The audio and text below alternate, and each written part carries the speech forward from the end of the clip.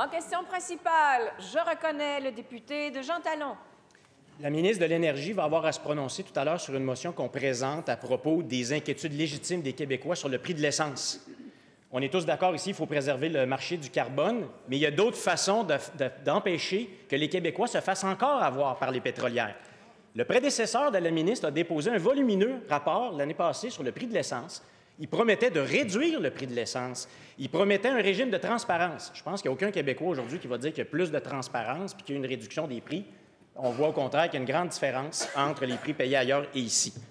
Alors, il y a des amendements qui ont été déposés dans le projet de loi 69 là-dessus. Ça n'apparaît pas très volumineux comme changement, mais j'aimerais savoir de la ministre, qu'est-ce qu'elle propose aux Québécois qui s'inquiètent légitimement du prix de l'essence? Qu'est-ce qu'elle va faire? Est-ce qu'elle va voter en faveur de la motion qu'on dépose dans quelques minutes?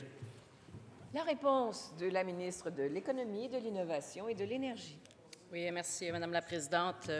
Je ne dévoilerai pas le punch quant au vote que l'on va exercer tout à l'heure par rapport à la motion sur laquelle l'Assemblée aura à se présenter, mais je peux vous dire que c'est un sujet qui est d'importance pour notre gouvernement. On avait d'ailleurs commandé une étude du professeur Clark il y a plusieurs mois par rapport à cet enjeu du prix de l'essence et de l'existence d'un prix plancher au Québec. Alors, c'est un sujet sur lequel on va se pencher avec le collègue, d'ailleurs, de Jean Talon, dans le cadre de la commission parlementaire sur le projet de loi 69. Et on aura, je dirais, une avant-première de notre approche avec le vote de tout à l'heure. Merci.